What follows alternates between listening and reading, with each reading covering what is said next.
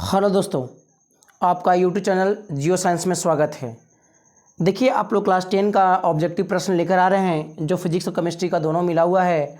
तो आप लोग सही से जो थ्योरी पढ़ाया गया है उस थ्योरी को पढ़कर क्लास में जो लेक्चर हम स्टार्ट किए थे चाहे पढ़ाए थे उस लेक्चर के माध्यम से ही क्या कर रहे हैं हम लोग तो पूरा का पूरा ऑब्जेक्टिव प्रश्न बनाने का प्रयास करेंगे। यदि आप ऑब्जेक्टिव का प्रश्न सही सही मारते हैं तो इसका मतलब आपका थ्योरी भी कंप्लीट है, ऑब्जेक्टिव प्रश्न भी कंप्लीट है। तो चलिए, पहला क्वेश्चन जो है आपके सामने गिर रहा है। पहला क्वेश्चन का जो जवाब होगा वो ध्यान देने वाली बात है। निम्नलिखित में से कौन सा विस्थापन अभिक्रिया होगा? विस्थापन अभिक्रिया का परिभाषा क्या होता है? अधिक क्रियाशील धातु कम क्रियाशील धातु का करता है, विस्थापित कर देता है, उसे हम लोग विस्थापन अभिक्रिया कहते हैं। तो अधिक क्रियाशील धातु, देखिए पहला में क्या हो रहा है कि संयोजन अभिक्रिया दिया हुआ है, दूसरा में दिख रहा है वियोजन अभिक्रिया टूट रहा है, तीसरा जो ऑप्शन होगा वो यहाँ पर ध्यान दीजिए तो आयरन जो है कॉपर सल्फेट के विलयन से क्या करता है, कॉपर को अलग कर दे रहा है और फेरस सल्फेट का निर्माण हो रहा है। तो राइट आंसर जो होगा ऑप्शन नंबर सी होगा। अगला जो क्वेश्चन आपके सामने है वो क्वेश्चन नंबर दिया हुआ है दो नंबर क्वेश्चन, रेडॉक्स अभिक्रिया। रेडॉक्स अभिक्रिया किसे कहते हैं? ऐसे लिखा हुआ यहाँ पर है, रेडॉक्स अभिक्रिया नहीं लिखा हुआ है, रेडॉक्स एक्सक्रिया लिखा गया है। तो यहाँ पर अभिक्रिया होगा। अभिक्रिया किससे कहते हैं? तो हम लोग को पता है रेडॉक्स अभिक्रिया का परिभाषा होता है कि वह ऐसी रासायनिक अभिक्रिया जिसमें ऑक्सीकरण के साथ साथ क्या होती है, अवकरण की अभिक्रिया होती है। अब देखिए ऑप्शन नंबर जो है वो बी जो है ऑक्सीकरण के साथ साथ अवकरण की अभिक्रिया है। तो ऑप्शन नंबर क्या होगा? बी। थोड़ा ध्यान देने वाली बात है, ऑप्शन नंबर क्या होगा? बी। तो अगला जो थर्ड नंबर क्वेश्चन है वो आपके सामने है, जिस न्यूनतम ताप पर कोई पदार्थ जलना प्रारंभ करता है उसे क्या कहते हैं हम लोग? ज्वलन ताप कहते हैं। तो ऑप्शन नंबर जो होगा ऑप्शन नंबर ए में ही है, ज्वलन ताप। मार दिया। अगला जो क्वेश्चन है वो क्वेश्चन दिया हुआ है, द्रवित सोडियम क्लोराइड का वैद्युत अपघटन करने के बाद, जब हम थ्योरी आप लोग खत्म किए थे तो वहाँ बताया था द्रवित सोडियम क्लोराइड को विद्युत अपघटन करने के बाद क्या होता है, क्लोरीन गैस जो होती है एनोड पर मुक्त होती है। तो पहला हम लोग जवाब देखेंगे, सोडियम धातु एनोड पर मुक्त होती है क्या? गलत हो गया। सोडियम धातु का ऑक्सीकरण होता है क्या? गलत हो गया। सोडियम क्लोराइड का अपरिवर्तित रहता है क्या? ये भी गलत है। क्लोरीन गैस एनोड पर मुक्त होती है, ये सही ऑप्शन है। तो ऑप्शन नंबर जो होगा वो डी होगा, राइट आंसर। अगला जो क्वेश्चन है, खाना बनाने में प्रयुक्त द्रवित पेट्रोलियम गैस का प्रमुख अवयव कौन है? ध्यान दीजिएगा, जब पढ़ा रहे थे एलपीजी गैस उसमें विभिन्न गैसों का मिश्रण होता था। तो पहला मिश्रण था वो हम लोग जानते हैं, पहला था क्या? ध्यान देने वाली बात है, पहला जो था वो जो पहला होता है विभिन्न गैसों का मिश्रण उसका नाम होता है एथेन, और एथेन का सूत्र हम लोग जानते हैं C2H6 होता है। अगला जो होती है वो प्रोपेन होता है, प्रोपेन इसका सूत्र जो होता है वो C3H8 होता है। और थर्ड नंबर जो होती है वो ब्यूटेन होता है, ब्यूटेन, और ब्यूटेन का सूत्र जो होता है वो C4 और H10 होता है, H10। इसका मतलब प्रमुख, ये याद कर लीजिएगा, एलपीजी गैस प्रमुख गैसों का मिश्रण होता है तो मुख्य अवयव जो होती है वो ब्यूटेन होता है। तो ब्यूटेन देखिए ऑप्शन नंबर क्या होगा? सी होगा। अगला जो 6 नंबर क्वेश्चन है, संतुलित रासायनिक समीकरण विज्ञान के किस सिद्धांत बताते हैं? हम लोग जानते हैं द्रव्यमान असमानता का नियम और नहीं द्रव्यमान संरक्षण का नियम। तो ऑप्शन नंबर राइट आंसर जो होगा ऑप्शन नंबर क्या होगा? बी होगा। राइट आंसर क्या होगा? तो ऑप्शन नंबर बी होगा। चलिए 6 नंबर क्वेश्चन के बाद जो है आपका 7 नंबर है, लिखा हुआ CaO+H2O। ध्यान दीजिएगा H2O2 लिखा हुआ है, यहाँ पर हम इरेज कर रहे हैं क्योंकि इसका जो होगा वो H2O सूत्र होता है। तो H2O जब कैल्शियम ऑक्साइड से अभिक्रिया करेगा तो यहाँ पर देखिए CaOH का हॉल्टॉर बना रहा है और उष्मा भी उत्पत्ति कर रहा है। तो पूछ रहा है कौन अभिक्रिया सही है? तो अपघटन अभिक्रिया, उष्माशोष्य अभिक्रिया। हम लोग जानते हैं कि जब दो या दो से अधिक पदार्थ आपस में अभिक्रिया करता है तो नए पदार्थों का निर्माण करता है, उसे संयोजन अभिक्रिया कहते हैं। वो अकेला रहता है और उष्मा भी हो रहा है, इसमें इसका मतलब हुआ उष्माक्षेपी अभिक्रिया भी होगा। तो ऑप्शन नंबर क्या होगा कि बी होगा। अगला जो क्वेश्चन कर रहा है, निम्नलिखित में कौन संतुलित रासायनिक समीकरण नहीं है? संतुलित रासायनिक समीकरण किससे कहते हैं? असंतुलित रासायनिक समीकरण किससे कहते हैं? जिसमें दोनों तरफ तत्वों की परमाणु संख्या बराबर हो, संतुलित रासायनिक समीकरण कहलाता है। जिसमें बराबर नहीं होगा असंतुलित रासायनिक समीकरण होगा। देखिए इधर कॉपर 1 है, कॉपर यहाँ 2 है, ऑक्सीजन यहाँ पर 3 दूना 6 है। देखिए यहाँ पर 3 दूना कितना है, 3 दूना 6, 6 दूना 12। यहाँ देखिए 2 दूना 4 हुआ, 4 2 6, 6 2 कितना है 8 है। इसका मतलब पहला ही ऑप्शन जो है संतुलित रासायनिक समीकरण नहीं है। तो हम लोग राइट आंसर चुनेंगे यहाँ पर ऑप्शन नंबर क्या, ए। जब कन्फर्म जानेंगे तो ऑप्शन नंबर ए चुनने में कोई बेचेक कोई भी परेशानी नहीं हो चाहिए, ऑप्शन नंबर ए चुन सकते हैं आप। अगला जो क्वेश्चन है वो क्वेश्चन नंबर आपके सामने 9वां नंबर क्वेश्चन है। Fe+O2 एल्युमिनियम से अभिक्रिया कर रहा है। देखिए Fe को क्या कर रहा है, विस्थापित कर दे रहा है। इसका मतलब हुआ जो अभिक्रिया वो विस्थापन अभिक्रिया हम लोग अभी जस्ट पढ़े। जो क्या करेगा, किसी विलयन से किसी तत्व को विस्थापित कर देगा, उससे क्या करेंगे हम लोग विस्थापन अभिक्रिया कहेंगे। क्योंकि अधिक क्रियाशील धातु कम क्रियाशील धातु को ही विस्थापित कर सकता है। तो राइट आंसर क्या होगा, ऑप्शन नंबर डी होगा, जो क्वेश्चन नंबर 9 था। अगला क्वेश्चन जो है आपके सामने है क्वेश्चन नंबर 10। क्वेश्चन नंबर क्या है 10।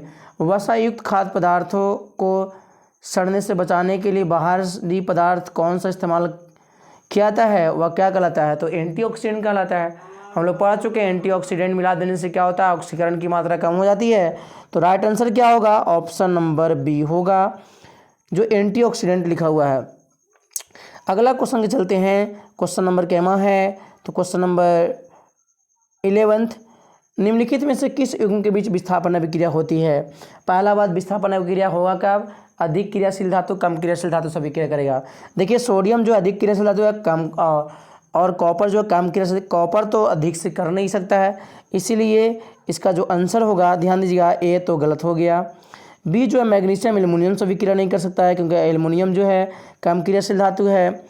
आयरन जो है सिल्वर से अभिक्रिया नहीं कर सकता है, क्योंकि आयरन जो है सिल्वर से अधिक क्रियाशील धातु है। तो तीनों ऑप्शन गलत हो गया, चौथा ऑप्शन जो है ऑलरेडी सही है। और चौथा ऑप्शन क्या दिया हुआ है, तो एजी जो है कॉपर से अभिक्रिया कर सकता है, क्योंकि कॉपर अधिक क्रियाशील धातु है एजी की तुलना में। तो राइट आंसर जो होगा, ध्यान देने वाली बात है, इसका राइट आंसर जो होगा वो ऑप्शन नंबर क्या होगा, डी होगा। अगला क्वेश्चन के लिए चलते हैं हम लोग, क्वेश्चन नंबर 12। करा अभिक्रिया Fe2O3 + 3CO और बन रहा है Fe+CO2। करा कौन अपकारक है, ध्यान दीजिएगा। Fe2O3 इसमें आयन दिया हुआ है, ये प्लस है, ये वाला माइनस है, और Fe पे क्या हो रहा है कि 0 न्यूट्रल हो गया। जब पॉजिटिव चार्ज न्यूट्रल हो जाएगा तो जाहिर सी बात है ये क्या कहलाएगा, घटता है, तो कहलाता है यहाँ पर अवकरण अभिक्रिया। अवकरण अभिक्रिया होगा तो ये कहलाएगा ऑक्सीकारक। ऑक्सीकारक। अब अगला जो एक अवकरण अभिक्रिया हो गया तो अगला जो होगा ऑक्सीकरण अभिक्रिया होगा। इसका मतलब अगला जो होगा ऑक्सीकरण होगा तो अगला अवकारक कहलाता है। तो राइट आंसर जो होगा हम लोग का वो सी होगा, जो अवकारक रूप में होगा। अब अगला क्वेश्चन जो है 13 नंबर करा है, किसी माध्यम में प्रकाश की चाल 2 × 10⁸ मीटर/सेकंड है, तो माध्यम का अपूर्णांक कितना होगा। हम लोग ऑलरेडी पढ़ चुके हैं, शून्य में प्रकाश चाल किसी माध्यम प्रकाश चाल का अनुपात को अपूर्णांक कहते हैं। तो म्यू वाला फार्मूला लगाएंगे, C/V। सी का चीज़ है, तो शून्य में प्रकाश चाल 3 × 10⁸ होता है, बटा माध्यम दिया हुआ 2 × 10⁸। ये वाला कट गया, भागा लगा गया 3 में 2 से, तो 1.5 आएगा। तो राइट आंसर हो गया 1.5। तो 1.5 जो होगा ऑप्शन नंबर कैमा में आ रहा है, बी में आ रहा है, तो ऑप्शन नंबर बी मार दिया। अगला जो क्वेश्चन है 14 नंबर, हीरा का अपूर्णांक 2.4 है, हीरा में प्रकाश की चाल कितना होगा। तो हम लोग पढ़ चुके हैं कि हीरा में प्रकाश की चाल कितना होता है। पहले निकालते हैं वही फार्मूला से, म्यू बराबर क्या होगा, तो NC बटा क्या होता है, भी होता है। हीरा का अपूर्णांक दिया हुआ है 2.4 और 3 × 10⁸ मीटर/सेकंड जानते हैं, भी होगा। तो भी बराबर जो होगा, थोड़ा ध्यान दीजिएगा, भी बराबर जो होगा 3/2.4 और गुना 10⁸। तो यहाँ तक तो हल किया, आगे सॉल्यूशन देखते चलिएगा। आगे जो हम लोग भी बराबर निकाले वो 3 × 10⁸ बटा 2.4। तो पॉइंट ख़त्म करेंगे तो आएगा क्या, 3/4 24 ऊपर में 0 बैठ जाएगा और गुना 10 के पावर कितना होगा 8 होगा। 10 के पावर 8 लिखा हुआ है। ध्यान दीजिएगा, जब भागा लगाएंगे तो आएगा कितना 6 चौको 24 और 6 पचे 30। भागा लगाएंगे आएगा कितना तो 1.2 आएगा। 1 पॉइंट कितना आएगा 2 आएगा। सही से भागा लगा हुआ है या नहीं है। ध्यान दीजिएगा, ऊपर में 3 बटा कितना हो गया 24, नहीं 3/2। ध्यान दीजिएगा 3/24 ही है, तो भी बराबर कितना आ गया 3/2.4 है। थोड़ा ध्यान दीजिएगा, इसको भागा लगाएंगे तो आ जाएगा 6 चौको 24, 6 पचे कितना हुआ 6 पचे 30। भागा लगाएगा तो 1.2 आ गया। तो ऑप्शन नंबर सी में डी में देखिए, तो ऑप्शन नंबर डी में 1.2 दिया हुआ है, तो ऑप्शन नंबर डी होगा। अगला क्वेश्चन जो है कथन से रिलेशन है। कह रहा कौन सा कथन असत्य है। असत्य का मतलब यहाँ पर मीडियम से रिलेशन है। और हम लोग जानते हैं कि हर माध्यम प्रकाश चाल अलग अलग होती है। चलते हैं यहाँ पर देखते हैं। कह रहा है क्या कि पहला जो ऑप्शन दिया हुआ है वो विभिन्न माध्यम में प्रकाश की चाल भिन्न होता है, सही है। विभिन्न माध्यम में प्रकाश चाल क्या होती है भिन्न भी होती है, ये भी सही है। निर्वात प्रकाश की चाल तीव्रता अधिक होती है, ये भी सही है। जिस माध्यम का अपूर्णांक का प्रकाश घनत्व जितना अधिक होता है उसमें प्रकाश की चाल कम होती है, ये कथन जो है वो ऑलरेडी क्या चीज़ है, ये भी सही है। ठीक है, ऑप्शन नंबर डी जो होगा, जिस माध्यम में प्रकाश का घनत्व जितना अधिक होता है उसमें प्रकाश की चाल क्या करती है, तो ये कम गमन करती है। ऑप्शन नंबर क्या होगा डी। अगला जो क्वेश्चन है वो क्वेश्चन नंबर 16 है। वायु का निरपेक्ष अपूर्णांक कितना होता है, तो 1 से कम होता है, 1 से अधिक होता है, 1 से अधिक होता है। ध्यान दीजिएगा। 17 वाला क्वेश्चन जो है, निम्नलिखित में से किसका अपूर्णांक अधिक होता है। किसका अपूर्णांक अधिक होता है, तो हम लोग जान चुके हैं कि हीरा का अपूर्णांक जो होती है सबसे अधिक होती है। हीरा का अपूर्णांक सबसे अधिक होती है। तो देखिए हीरा ऑप्शन नंबर क्या ची में है, डी में है, तो राइट आंसर क्या होगा डी होगा। अगला जो क्वेश्चन है, निम्नलिखित में से किसका अपूर्णांक सबसे अधिक होता है। सबसे अधिक तो हम लोग जान चुके हैं हीरा का, कम कह रहा है तो हम लोग जानते हैं सबसे कम जो होती है वायु का होता है, उसके बाद अल्कोहल का होता है, उसके बाद पानी का होता है। पानी का अपूर्णांक 1.33 होती है। ध्यान दीजिएगा, पानी का अपूर्णांक कितना होता है, पानी का जो अपूर्णांक होता है 1.33 होता है। तो राइट आंसर जो होगा वो पानी के रूप में ही होगा, तो ए ऑप्शन नंबर ए। अगला क्वेश्चन जो 19 नंबर, कांच में प्रकाश की चाल दिया हुआ है 2 × 10 की पावर 8 मीटर प्रति सेकेंड, और कह रहा है क्वेश्चन में कि द्रव में प्रकाश की चाल 2.5 × 10 की पावर 8 मीटर प्रति सेकेंड है। द्रव का अपूर्णांक कितना होगा। ध्यान दीजिएगा, अपूर्णांक निकालने का तरीका क्या चाहिए, दोनों अपूर्णांक को डिवाइड दे दो निकल जाएगा। तो यहाँ पर देखिए शॉर्ट में बन जाएगा, यहाँ पर क्या होगा, तो ऐसे स्पीड से भी निकाल सकते हैं आप। तो यहाँ रखाएगा 2 पॉइंट, थोड़ा ध्यान देने वाली बात है। यहाँ पर रखाएगा क्या, तो रखेंगे हम लोग म्यू बराबर 2.5 गुना 10 के पावर 8 बटा 2 गुना 10 के पावर कितना होगा 8, कट गया, पॉइंट खत्म होगा तब बच जाएगा 25/20। पंचों को 20 और 5 पचे 25, भागा लगाएंगे तो आया कितना 1.25। देखिए 1.2 दिया हुआ ऑप्शन है, तो ऑप्शन नंबर क्या होगा डी होगा। तो राइट आंसर जो होगा 19 नंबर क्वेश्चन का ऑप्शन नंबर क्या होगा डी होगा। आगे चलते हैं 20 नंबर क्वेश्चन, विरल माध्यम सघन माध्यम में प्रवेश करने पर आपतन कोण अपवर्तन कोण में क्या संबंध है। तो अपवर्तन कोण का मान हमेशा छोटा होता है। देखिए छोटा कहाँ है, जब विरल माध्यम सघन माध्यम में जाएगा, तो ऑप्शन नंबर सी होगा। लेंस की क्षमता का एसआई मात्रक क्या होती है। लेंस की क्षमता का एसआई मात्रक जो होता है, थोड़ा ध्यान देने वाली बात है, हम लोग पढ़ चुके हैं डायोप्टर। लेंस की क्षमता का एसआई मात्रक क्या होता है डायोप्टर। क्वेश्चन नंबर 21 का है, लेंस की क्षमता का एसआई मात्रक क्या होता है डायोप्टर, नहीं तो मीटर के पावर -1। ध्यान दिया, लेंस की क्षमता का एसआई मात्रक क्या होती है डायोप्टर, जिसको हम लोग डी से सिंबल करते हैं, तो ऑप्शन नंबर डी होगा। अगला क्वेश्चन की ओर चलते हैं। क्वेश्चन पूछा हुआ है, अवतल लेंस की फोकस दूरी 50 सेंटीमीटर, इसकी क्षमता क्या होगी। अवतल लेंस की फोकस दूरी 50 सेंटीमीटर, क्षमता क्या होगी। तो हम लोग जब पढ़ चुके हैं लेंस की क्षमता बराबर P/F है, और अवतल लेंस की फोकस दूरी ऋणात्मक होती है। फोकस दूरी दिया हुआ है तो F का वैल्यू माइनस रख दिया, और 50 सेंटीमीटर दिया हुआ है, सेंटीमीटर को पहले मीटर में चेंज करना जरूरी होता है, क्योंकि लेंस की फोकस दूरी हमेशा धनात्मक होती है। लेंस की फोकस दूरी क्या होती है धनात्मक होती है। हमेशा मीटर में लिया जाता है। उत्तल लेंस की फोकस दूरी हमेशा धनात्मक होती है, अवतल लेंस की फोकस दूरी क्या होती है, ऋणात्मक होती है। और फोकस दूरी हमेशा मीटर में लिया जाता है, इसीलिए भागा लगाएंगे तो आएगा 2, तो P बराबर आ गया -2 डायोप्टर। ध्यान दीजिएगा -2 डायोप्टर देखिए ऑप्शन नंबर बी में है, तो ऑप्शन नंबर बी जो होगा राइट आंसर होगा। ऑप्शन नंबर बी जो होगा वो राइट आंसर हो गया। अगला क्वेश्चन की ओर चलते हैं। क्वेश्चन नंबर 23 क्या कहता है, दूर या निकट की वस्तु को साफ साफ देख सकने के आँख के गुण को क्या कहते हैं, गुण को क्या कहते हैं। तो हम जानते हैं नेत्र की संवेदन क्षमता कहलाता है। जब निकट की वस्तु या दूर की वस्तु साफ साफ देखने की घटना का कहता है नेत्र की संवेदन क्षमता दिया हुआ ऑप्शन नंबर क्या, बी। तो अगला क्वेश्चन की ओर चलते हैं हम लोग। क्वेश्चन नंबर 23 के बाद 24 क्या कहता है, चीन परिपाटी से रिलेशन है। चीन परिपाटी की सभी दूरियां मापी जाती है, हम लोग पता है चीन परिपाटी की सभी दूरियां ध्रुव से मापी जाती है, और लेंस में जो होती है चीन परिपाटी की दूरियां जो मापी जाती है वो प्रकाशीय केंद्र के द्वारा मापा जाता है। तो राइट आंसर जो होगा ऑप्शन नंबर क्या होगा, तो सी होगा, जो ध्रुव से मापा जाता है। निम्न से चीन परिपाटी के अनुसार दर्पण सूत्र क्या होता है। दर्पण सूत्र का फॉर्मूला होता है 1/v + 1/u = 1/f। तो 1/v + 1/u = 1/f जो है वो सी में दिया हुआ है। अगला जो क्वेश्चन है वो कह रहा है कि गोलीय दर्पण के आवर्धन का सूत्र क्या होता है। गोलीय दर्पण का आवर्धन का सूत्र क्या होता है, तो आवर्धन का फॉर्मूला हम लोग ऑलरेडी जान चुके हैं कि होता है m = -b/u।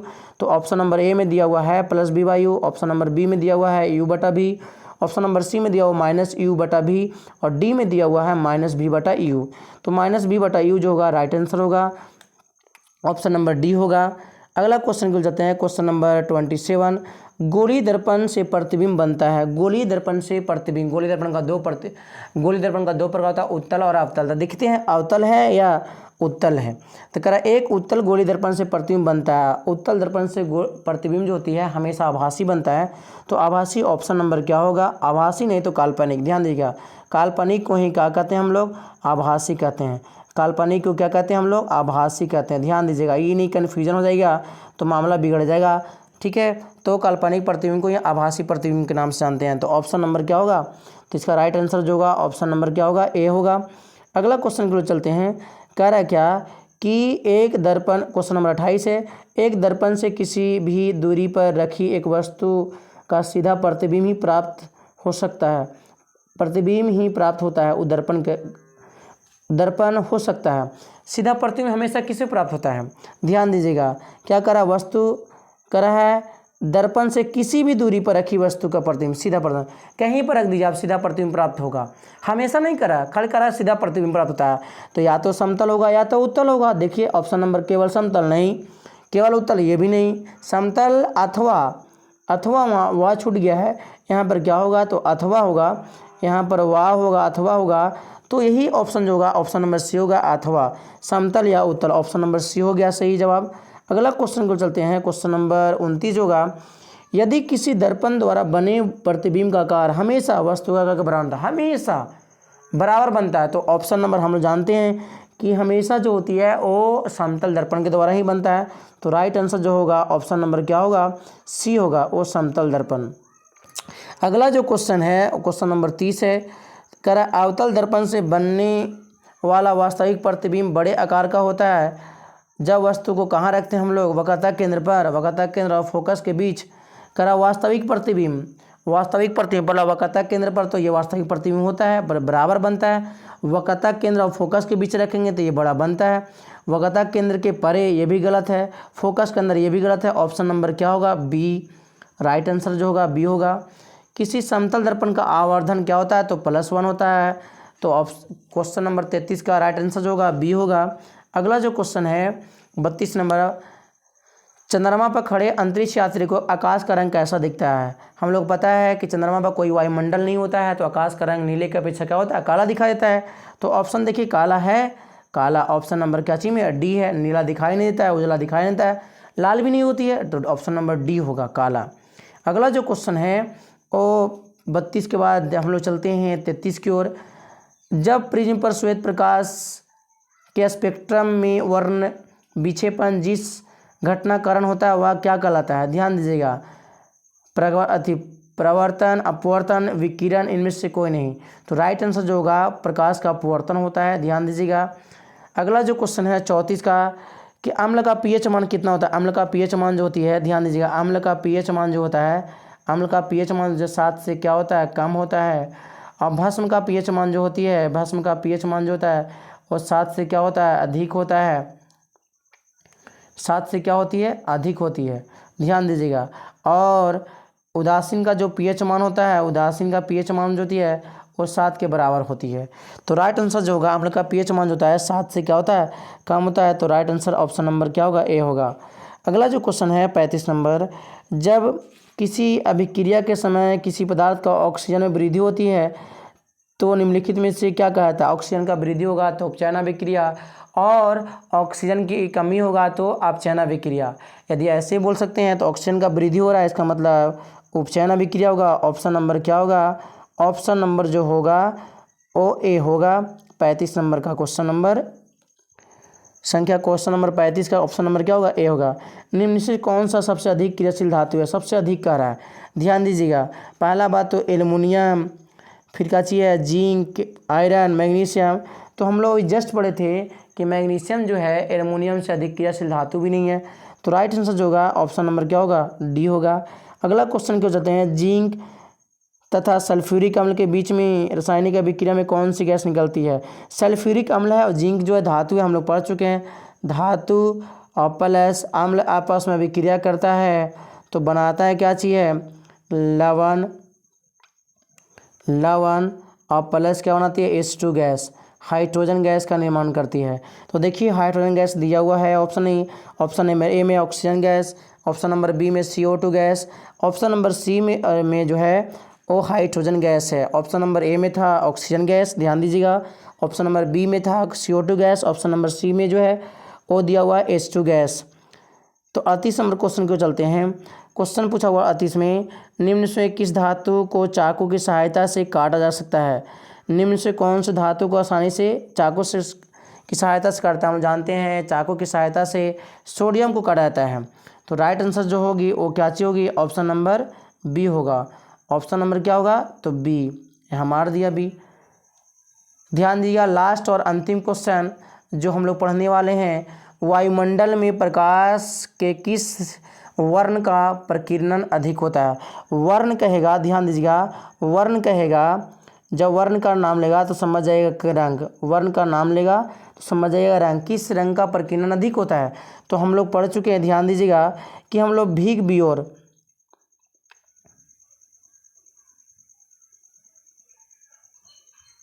भीग बियोर ये 5 कलर है। रेड का सबसे अधिक होता है, ऑरेंज का उसके बाद कम होती है। प्रकाश का प्रकीर्णन जो होता है रेड का सबसे कम होता है, सॉरी सबसे कम होता है, उसके बाद ऑरेंज का सबसे, उसके बाद सबसे अधिक जो होती है वायलेट का होता है। तो कह रहा है सबसे अधिक किसका होता है, तो वायलेट तो है नहीं। इसके बाद देखिए इंडिगो है नहीं, इंडिगो भी नहीं है, इंडिगो का मतलब बैजानी जामुनी कलर भी नहीं है। अगला ब्लू है या नहीं है, ब्लू लगता है नीला है। तो ऑप्शन नंबर क्या होगा, राइट आंसर जो होगा ऑप्शन नंबर बी होगा। उसके बाद जो भी आए आप देखते रहिएगा कॉपी उलट कर। तो यहाँ पर प्रकीर्णन कह रहा था अधिक है, तो राइट आंसर ऑप्शन नंबर क्या होगा, तो बी होगा। तो आप लोग को 39 ऑब्जेक्टिव प्रश्न दिखाया गया। ऑब्जेक्टिव प्रश्न आप लोग अच्छे से रोक कर वीडियो को पहले जवाब दीजिएगा, उसके बाद देखिएगा सही राइट आंसर हो रहा है या नहीं। यदि आप लोग को थोड़ा बहुत दिक्कत होगा तो आप क्लास में भी आप इस बात को एक्सप्लेन करवा सकते हैं, और उसके माध्यम से आप पूर्ण जानकारी प्राप्त कर सकते हैं।